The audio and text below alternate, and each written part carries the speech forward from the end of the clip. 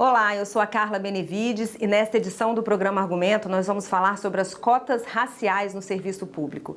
A Comissão de Constituição e Justiça ela aprovou um projeto que prorroga por mais 10 anos e amplia de 20% para 30% a reserva de vagas no serviço público para pretos, pardos, indígenas e quilombolas. Essa medida vai ser reavaliada em 10 anos. Para conversar sobre esse assunto está aqui conosco no estúdio o senador Paulo Paim, do PT do Rio Grande do Sul, que foi o autor dessa proposta. Senador, obrigada pela sua presença aqui. E eu já queria começar perguntando para o senhor o seguinte: é uma prorrogação, ou seja, já existe uma lei, ela está para vencer e por isso se faz necessário aprovar uma nova lei. Por que é necessário, mais uma vez, prorrogar as cotas de negros no serviço público, senador? Carla, essa é uma caminhada que nós vamos fazendo desde a época do Abdias aqui no Congresso, né? O Abdias foi o primeiro proponente da política de cota. Mas é bom lembrar que o presidente Sarney também tinha um projeto. Tanto que nós começamos esse debate lá atrás, ele me lembrava, eu fui vice dele aqui na casa. Olha, qual é a intenção? De 10 em 10 anos, você avalia como é que está o quadro, se deu certo, se precisaríamos ampliar ou não, né? Por mais 10, mais 20, né? A quem estava propondo 20, a outros que proporam 30. Eu, no meu projeto original, estava 10 também, né? E, no fim, depois de muita discussão e acordo, a própria oposição disse, não, ficamos então com o número que era do país no projeto original, que era 10 anos. Porque se 10 em 10 anos você avaliar se as cotas estão indo bem ou não, eu sou daqueles que sonha, já disse diversas vezes isso, que vai chegar um dia que a gente vai dizer que não precisa mais de cota no Brasil. Nem na universidade e nem no serviço público. Mas isso é um sonho. Até que a gente chegue lá, nós vamos ter que trabalhar muito. Inclusive, nos Estados Unidos já terminaram com as cotas, mas eles ficaram 50 anos, né? Nós estamos trabalhando ainda de 10 em 10 anos. Esse é o objetivo. Daqui a 10 anos, se entendermos que já atingiu o objetivo, pronto, pode as cotas terminar. Então, é procedente, é importante que tenha, no mínimo, essa avaliação de 10 em 10 anos. Esse é o objetivo. Senador, como que é isso? A pessoa, então, o candidato, ele se autodeclara negro, pardo, enfim, né? A situação, se é quilombola, índio, indígena, e aí vai haver uma comissão que vai avaliar isso, né? Como é que vão ser esses critérios para que exista, assim, uma unidade nessa avaliação? Não, na verdade, acabou ficando, mediante um amplo acordo, com o Humberto Costa, que é o relator desse projeto, o Contagato e o Flávio Arnes foram na Comissão de Direitos Humanos, agora é Humberto Costa. Na verdade, essa avaliação da comissão de avaliação é quando for necessário. Se o cidadão chegar lá, diz que é preto ou pardo, né? Ou indígena, né? Por exemplo, né? Ele diz que é indígena, pardo ou quilombola. Se houver alguma dúvida, ele é chamado a comprovar. Tem que ter uma comissão que vai avaliar. É só isso. E a comissão vai ver se está tudo certinho, toca. Se tiver problema, tiver falsificado alguma coisa, que ele faltou com a verdade nos documentos, ele vai ter que responder e não terá direito à política de cotas. É simples assim, não tem polêmica nessa questão. Eu entendo que, se me permitir, o que foi mais polêmico no debate é que no projeto, na lei antiga, estava 20 anos. Estava 20 anos. Estava 20%. Estava 20%, né? Estava 10, foi mantido 10, estava 20% o número de negros e negras. Aí ali dentro estão incluídos já quilombolas e indígenas, né? Nesses 30%. Houve parte da oposição, mas é legítima a discordância, não estou aqui fazendo crítica. E o debate é livre e democrático nesse sentido. Eu vi no requerimento que o principal argumento que eles usaram no requerimento que eu tenho aqui é que mudou de 20% para 30%, né? Mas é mais do que justo, veja, se você tiver 30% para negros saiu, preto, pardos, quilombolas e indígenas. Tu não mantém 70% para os que não são pretos e pardos, quilombolas e indígenas. Eu acho que é um meio de campo muito bem colocado. Fica 70% para os outros e 30% para nós outros, né? Pegando no campo dos pretos. Esse é o objetivo. E eu acho que vai vir para o plenário, esse debate vai acontecer, mas o Congresso que nunca faltou, como não está faltando para o meu Rio Grande do Sul, só como exemplo, né? Nessa situação triste que passa o Rio Grande do Sul, com 151 mortos, né? E 105 ainda desaparecidos. E a crise continua lá. O Congresso tem se posicionado. Tudo aquilo que foi pedido pelo Executivo, nós votamos, tudo. E nesse caso também é uma proposta original lá atrás do Executivo, que eu depois a reapresentei, né? O Senado sempre respondeu. Respondeu com a política de cota na universidade, está respondendo nesse momento, já votou por 2 vezes na CCJ, votou 1 vez na Comissão de Direitos Humanos e foi por ampla maioria, eu diria, né? E agora foi feito o recurso por 16 senadores, né? E é legítimo. E vamos então apreciar no Senado, no plenário, creio eu que é a semana que vem. Por que a semana que vem? Acontece que o prazo vence. Esse é um detalhe, parece um detalhe, mas é muito mais que um detalhe, né? Estou me lembrando da ministra Zélia, que falava isso é um detalhe. Isso é muito mais que um detalhe. Se até o dia 9 de junho não for votado no Senado e na Câmara, nós ficamos sem a política de cotas no serviço público, que é uma conquista da sociedade. E atrapalha os certames que estão em andamento. Com certeza, atrapalha todo o processo em andamento e consequentemente, nós vamos acabar com isso, trazendo um prejuízo enorme para aquilo que nós queremos, que é uma política reparatória, né? Que é política afirmativa, permitir que todos tenham espaços, nós queremos é isso.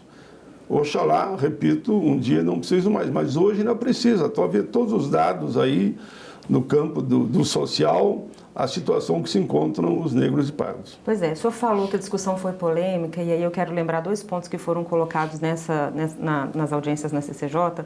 Um deles pelo senador Flávio Bolsonaro, que dizia que argumentou que a cota ideal é a cota social e não a cota racial. Eu queria que o senhor comentasse isso. Eu acompanhei, eu estava lá, foi um debate duro, mas respeitoso. Eu acho que quando o adversário levanta certos argumentos, é da índole de cada um, né? Eu procuro sempre nos meus argumentos não desrespeitar o adversário. Eu não digo que alguém me desrespeitou, não aconteceu isso, né? Acontece que nós entendemos que a cota é social também, é racial e social.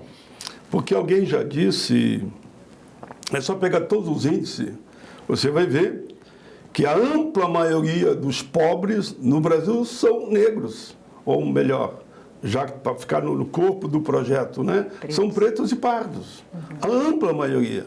Eu diria que, se você fazer um estudo aprofundado, vai dar mais de 80% negros e pardos. Então, nós estamos apenas querendo que 30%, no caso desses, tenham direito a disputar por concurso, né, por teste, enfim, a possibilidade deles estarem também no serviço público. É porque é importante frisar isso, claro, não é uma vaga, né? Eles vão passar por uma prova. Eles vão passar por uma prova como todos os outros.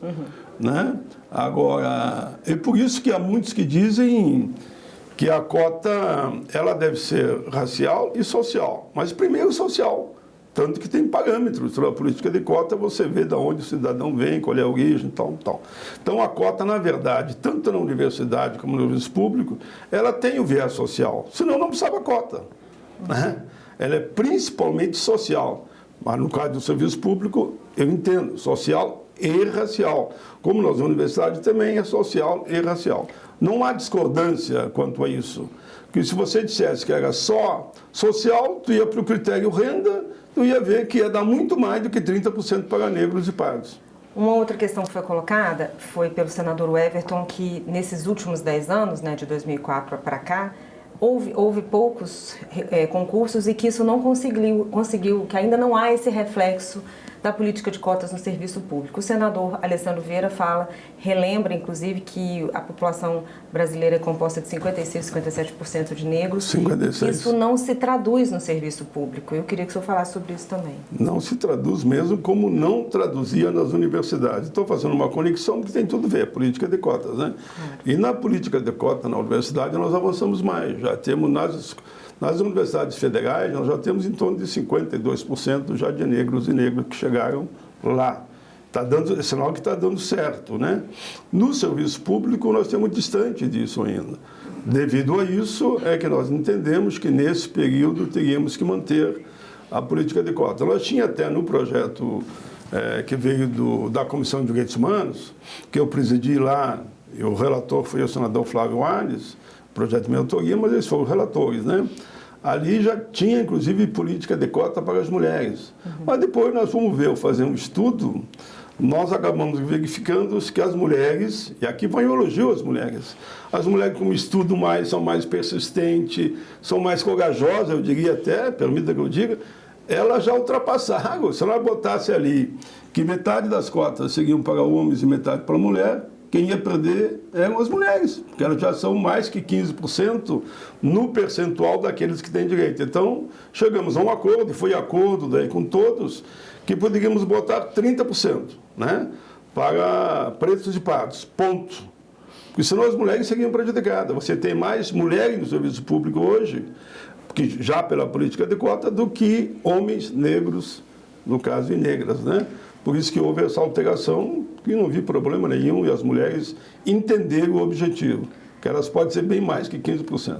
Senador, o projeto então vai ser analisado no plenário para a gente finalizar aqui, que nosso tempo está acabando. O que o senhor pretende fazer em termos de negociação e de conversas para que essa proposta seja aprovada o quanto antes do dia 9 de junho, nas duas casas? E o senhor espera que nos plenários seja tão difícil, tão polêmico como foi na CCJ? A polêmica existe, né? Porque cada segmento, e é legítimo, quer marcar a sua posição e o entendimento que tem sobre o tema, né? Por isso que eu vou dialogar, claro, eu vou ajudar o relator. Eu sou autor do projeto, mas o relator é o Humberto Costa, que está fazendo um excelente trabalho, né? O Jacques Wagner tem nos ajudado muito, também é inúmeros senadores, não preciso citar só os do PT, né? Vou ter esse cuidado, se eu citar um, tem que citar todos, né? Nós vamos dialogar muito, e o principal argumento para nós, nesse momento, e eu sei que o Senado não faltará à nação, porque eu sempre digo que uma política afirmativa é bom para todos, né? Nós temos cada vez mais caminhando junto, brancos, negros, pardos, indígenas, né? Todos tendo oportunidade. É a questão do prazo agora, porque ele pode ver que mesmo eles, aqueles que pensam diferente, em tese, eles aceitam a política de cota nessa transição, né? Que de 10 em 10 anos seja avaliada. Até aí eles caminham junto com a gente. Mas o prazo é 9 de junho. Se nós não aprovarmos rapidamente, não tem como a Câmara fazer um debate também qualificado, de alto nível, que tem que ser assim o debate, sem muita correria, não será aprovado. E aí será, a política de cota seria como morrer na praia, né? O senhor vai conversar com o presidente do Senado para pautar? Não, o presidente do Senado, me permita que eu diga, ele tem muito carinho e responsabilidade social. É um humanista, para mim o presidente do Senado é humanista, eu falo isso aqui tranquilamente. E o presidente Rodrigo Pacheco permita que eu... Não é do meu partido, viu? Permita que eu diga isso. Eu noto que ele trata com muito carinho as questões das políticas humanitárias, quando se trata principalmente dos mais vulneráveis. Vou citar: idoso, deficiente, criança, adolescente, a violência contra as mulheres, todo tipo de preconceito, e aí, claro, entram pretos e pardos, LGBTQI+, enfim, todos esses temas ele tem muita sensibilidade. Senador, quero agradecer mais uma vez a sua presença aqui no programa e já convidá-lo em breve para a gente falar do Rio Grande do Sul. Voltarei. E eu agradeço também a você pela sua companhia. Se você quiser rever esse programa, é só entrar no nosso site senado.leg.br/tv ou acessar o nosso canal no YouTube. Obrigada pela sua companhia e até o próximo argumento.